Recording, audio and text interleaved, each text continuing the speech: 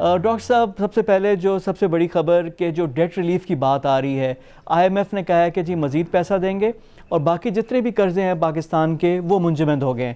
ان سب چیزوں سے کیا فائدہ ہوگا؟ دیکھیں، اس میں بہت زیادہ کنفیوژن پھیلا ہوا ہے اور میں اس دن سے لے کے تمام وہ ٹیبلز اور نمبر لے کر بیٹھا ہوا ہوں اور مجھے نہیں آ رہا کہ میں ڈان اخبار میں نے دیکھا خبر کہ کوئی 10 سے 11 بلین ڈالر کے جو ڈیٹ ہے ہمارے وہ فریز ہو گئے ہیں. تو میں تلاش کر رہا ہوں کہ وہ کہاں کس جگہ سے وہ فریز ہوا ہے، مجھے تو نہیں مل رہا ہے. دیکھیں، ذرا اس کو میں آپ کے ناظرین کے لیے بڑے سمپل لینگویج میں سمجھانا چاہتا ہوں. جب یہ ہمارے پرائم منسٹر نے کافی دنیا کو لکھنا شروع کیا کہ کرونا کی وجہ سے بڑی تباہی مچ رہی ہے، دنیا میں مچی ہے، خاص کر ہم جیسے غریب ملک ہیں تو وہاں بہت زیادہ مچی ہے، تو ان کو ڈیٹ ریلیف ملنا چاہیے. انہوں نے یو این کے سیکرٹری جنرل سے بھی بات کی اور یہ بڑا زبردست اقدام تھا پرائم منسٹر کا. اس چیز کو سامنے رکھتے ہوئے ورلڈ بینک اور آئی ایم ایف نے جوائنٹلی ایک ریکویسٹ دائر کیا G20 ممالک کو، جو supposedly they are the rich countries in the world, کہ جی آپ اس موجودہ حالت کے تحت آپ غریب ملکوں کو ڈیٹ ریلیف پرووائڈ کریں. کس کو کہا؟ انہوں نے G20 ممالک کو کہا اور انہوں نے غریب کا ڈیفینیشن بھی بتا دیا کہ غریب ملک وہ ملک ہیں جو آئیڈا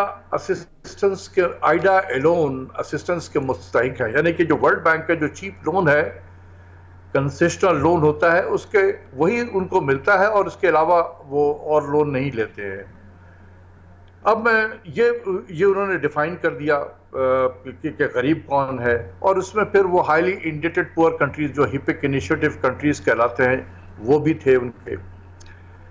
اب پاکستان پہ آتے ہیں کہ ہمیں کیا فائدہ ہوا.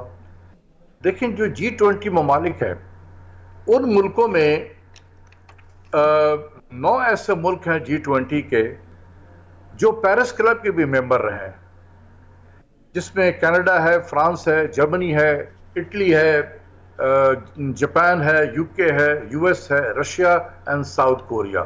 یہ 9 ملک جو ہیں جو G20 میں بھی ہیں اور وہ پیرس کلب کے ہمارے ممبر بھی رہے ہیں. جو بائی لیٹرل اسسٹنس ہمیں پیرس کلب سے ملتا رہا ہے وہ یہ ممالک ہمیں دیتے رہے ہیں.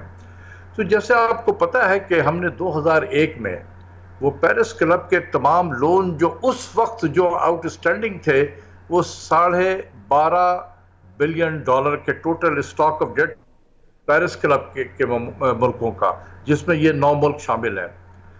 اس ڈیٹ کو ہم نے، اس کے 2 کمپوننٹ تھے، ایک تھا آفیشیل ڈیولپمنٹ اسسٹنس جو چیپ لون ملا کرتا تھا، وہ تقریباً 2/3 تھا، تقریباً $8.5 بلین کے قریب، اور 1/3 جو تھا وہ نان آفیشیل ڈیولپمنٹ اسسٹنس والا لون تھا جو ذرا مارکیٹ ریٹ پہ ملتا تھا.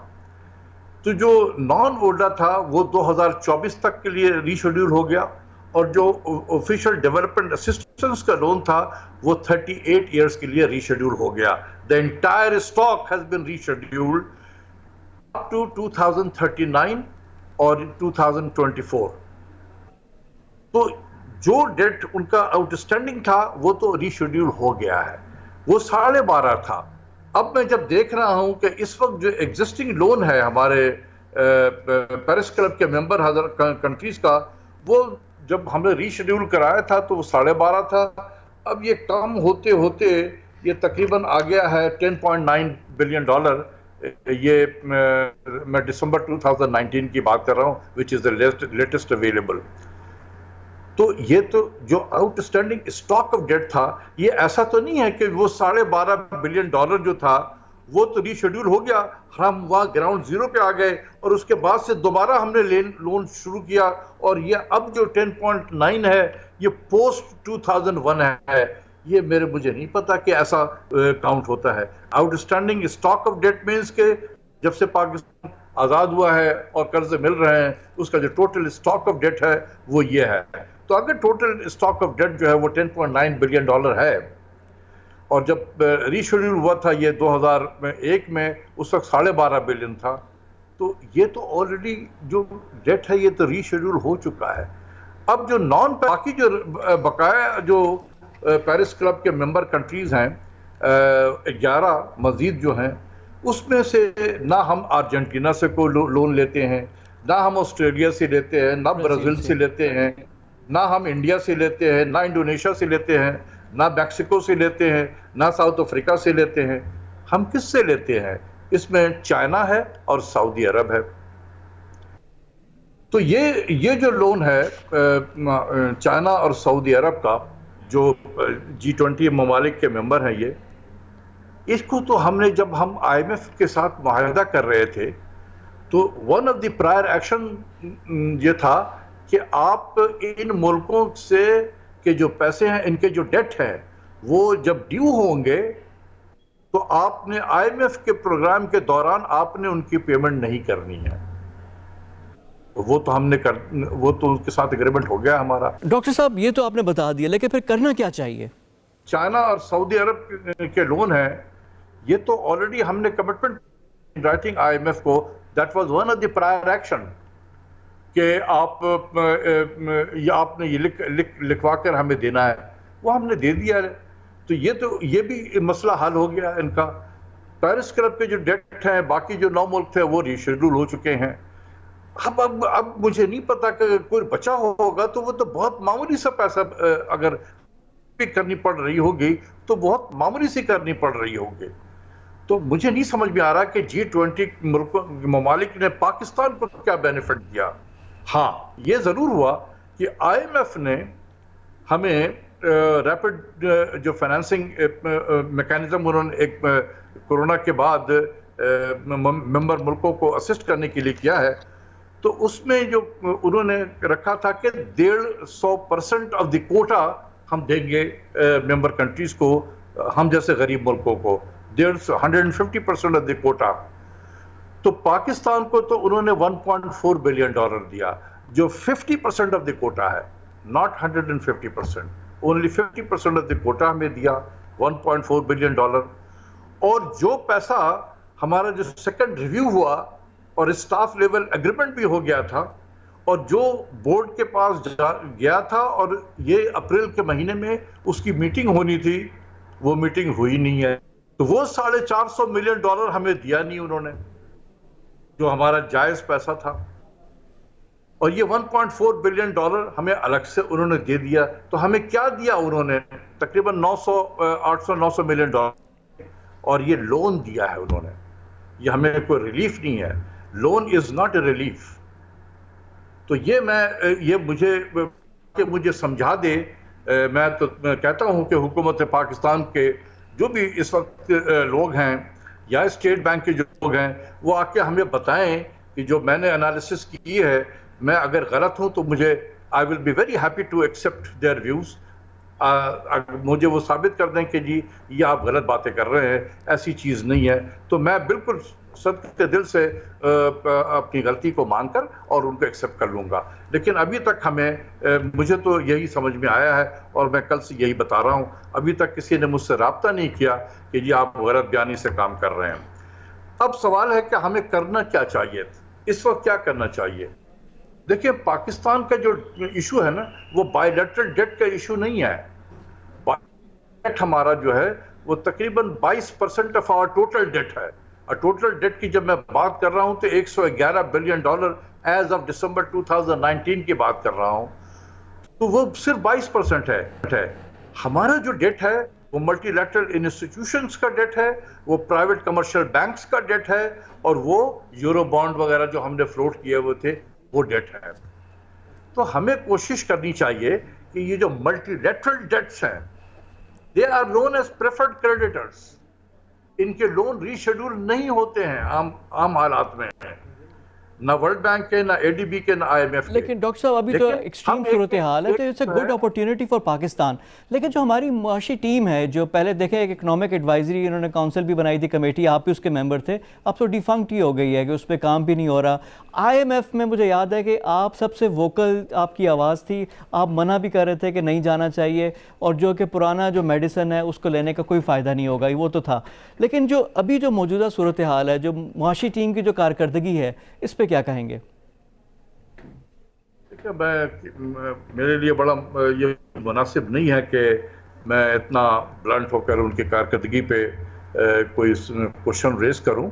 یہ آپ سب جو ہیں لوگ ہیں، پاکستان کے عوام ہیں، وہ سب دیکھ رہے ہوں کہ کیا کارکردگی رہی ہے. چلیں ڈاکٹر صاحب، میں پھر آپ سے پھر ون بائی ون سوال کر لیتا ہوں تاکہ اس میں ہی آپ جواب دے دیں. انٹرسٹ ریٹ، چلیں گورنر اسٹیٹ بینک کی بات کرتے ہیں. گورنر اسٹیٹ بینک کا انٹرسٹ ریٹ ان کی ڈومین ہے. انٹرسٹ ریٹ پاکستان کا تھا 13.25، اب کم ہوتے ہوتے یہ آ گیا ہے 9 میں، اور 3 دفعہ اس کو انٹروین کیا گیا ہے. تو یہ کیا اسٹیٹ بینک نے خود کیا، یہ کہا گیا، کیسے ہوا یہ انٹرسٹ ریٹ کا جو صورتحال تھی؟ میرے خیال میں اسٹیٹ بینک نے ایک تو بہت دیر کیا. ہم چیخ کے تھک گئے، لیکن ہماری بات کو نہیں مان رہے تھے.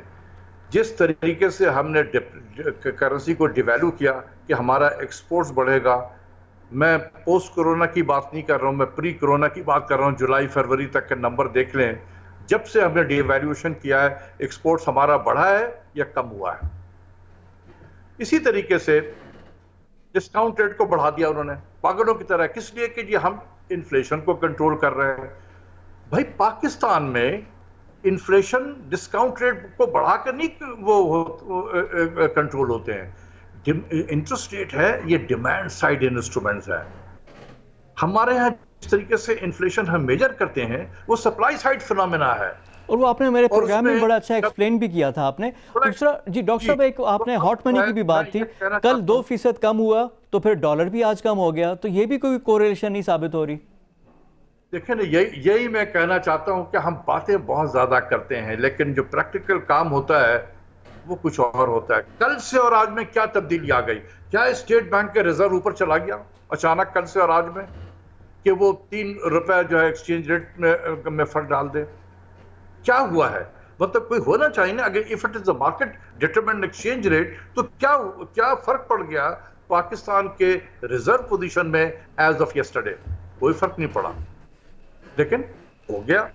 تو کہنے کا مطلب یہ ہے میرا کہ اگر ہم آج پاکستان جو کرونا کی وجہ سے زیادہ پریشر میں آیا ہوا ہے، یقین کریں کہ ہم اتنے زیادہ پریشر میں نہیں ہوتے آج اگر ہماری پالیسی صحیح ہوتی. اور صحیح ہونے کا مطلب ہے ہم نے ضرورت سے زیادہ ایکسچینج ریٹ کو ڈیویلو کیا تھا، بہت زیادہ ہم نے ایکسچینج انٹرسٹ ریٹ کو اور بہت دیر تک اوپر رکھا، جس کی وجہ سے پاکستان کی اکانومی سفوکیٹ ہو گئی. اور اس سفوکیشن کی وجہ سے ہم معاشی طور پہ بہت کمزور ہو گئے. اب اس پہ کرونا کا جو اٹیک ہوا ہے اس نے بہت سسٹم کو ہرا دیا ہے، کمپاؤنڈ کر دی. ڈاکٹر صاحب اسی سے میں آپ سے آخری سوال یہ کروں گا، کیونکہ یہ تو بات ہو گئی ایک اینڈ کی.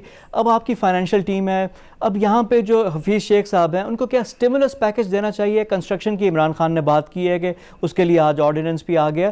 تو کیا اب اس میں کیا کیا چیزیں ہمیں کرنی چاہیے گی؟ سٹیمولس پیکج میں کس کو فوکس کر کے جو معاشی ٹیم، جو وزارت خزانہ، ان کو کیا کرنا چاہیے؟ دیکھیں، یہ جو پیکج ہے یہ بالکل ٹھیک ہے. جتنی ہماری اس وقت سکت ہے، فائنینشلی برداشت کر سکتے ہیں، اس لحاظ سے یہ بالکل ٹھیک ہے. اور اس میں جو بہترین کام ہوا ہے وہ بے نظیر انکم سپورٹ پروگرام کے تحت ہم نے فوراً تقریباً 12 ملین فیملیز کو حکومت پاکستان نے 12,000 روپیہ یکمشت ان کو دیا تاکہ ان کے ہاتھ میں لیکوڈیٹی ہو اور وہ خرچ بھی کر سکیں. تو یہ بہت میرے نزدیک سب سے بہترین اقدام یہ تھا کہ لوگوں کو امیڈیٹ ریلیف دیا جا رہا ہے. دوسری چیز یہ ہے کہ جہاں تک کنسٹرکشن کا تعلق ہے، دیکھیں یہ بہت ہی لیبر انٹینسو سیکٹر ہے، اور اس کے ساتھ جب یہ کنسٹرکشن سیکٹر موو کرتا ہے تو اور موو کرتی ہے. یہ تو ہو گیا. ڈاکٹر صاحب اس کے علاوہ کیا کر سکتے ہیں؟ لیکن یہاں پہ میں بہت امپورٹنٹ بات کرنے والا ہوں. جی پلیز. ہم سب کو پتا ہے کہ رمضان کے مہینے میں کنسٹرکشن ایکٹیویٹی بالکل اسٹینڈ اسٹل ہو جاتی ہے. ٹھیک ہے، اور ایک اگلے ہفتے میں رمضان شروع ہو رہا ہے، تو آپ بتائیں کہ was this an appropriate time to start construction activity? ان کو اجازت دے دینا چاہیے تھا، کیونکہ رمضان کے مہینے میں ہم سب جانتے ہیں، جتنے بھی لوگ کنسٹرکشن کے شعبے سے تعلق رکھتے ہیں، پتہ ہے کہ رمضان میں ایکٹیویٹی بالکل سست ہو جاتی، کیونکہ مزدور روزے میں ہوتا ہے تو اتنے زیادہ کام نہیں کر سکتا ہے وہ. تو اس لیے میرا اپنا خیال تھا کہ بہت زبردست یہ پیکیج دیا گیا ہے. میرے خیال میں جو کنسٹرکشن انڈسٹریز والے ہیں ان کے جو ڈیمانڈ تھی اس سے کہیں زیادہ حکومت نے ان کو مراد دی ہے، جو بہت ٹھیک ہے. یہ چیزیں تو ڈے ون سے ہو جانی چاہیے تھی تاکہ انڈسٹری بھی ریوائیو ہو جاتی، لیکن ہم پہلے دن سے یہ کام نہیں کر سکے کیونکہ ہم آئی ایم ایف میں چلے گئے تھے جس نے ہاتھ ہمارے باندھ دیے تھے. اب ذرا پرائم منسٹر صاحب جو ہے وہ اس کا فائدہ اٹھا رہے ہیں حالات کا پوسٹ کرونا، تو وہ انہوں نے یہ ڈیسیجن لے لیا، بالکل رائٹ ڈیسیجن ہے. لیکن صرف یہ میں کہنا چاہتا تھا کہ اگر یہ رمضان عید کے بعد سے شروع کرتے تو زیادہ بہتر ہوتا. کرونا کے پوائنٹ آف ویو سے صورتحال کا پتہ نہیں ہے، کیونکہ جو انٹرسٹ ریٹ کی رجیم تھی اس میں تو کوئی کنسٹرکشن ہو ہی نہیں سکتی تھی نا، اس کا فائدہ اٹھا کر یعنی انہوں نے اناؤنس کر دیا. جی ایک چیز اور میں بتانا چاہتا ہوں کہ یہ جو انٹرسٹ ریٹ کم ہوا ہے، this is a right step in the right direction, لیکن ابھی بھی یہ بہت زیادہ ہے. اور میری یہ ہے کہ بائی جولائی جو نیا فسکل ایئر ہمارا شروع ہو تو یہ rate should come down to around 5%. پھر یہ 5 to 6% کے درمیان میں اگر آ جائے تو یہ پھر اگلا مالی سال ہوگا، اس میں پوسٹ کرونا جو امپیکٹ ہے اس کو کور کرنے کے لیے، اس کو کاؤنٹر کرنے کے لیے معیشت کا پہیہ بھی چل جائے گا. بہت شکریہ آپ کا ڈاکٹر اشفاق حسن خان.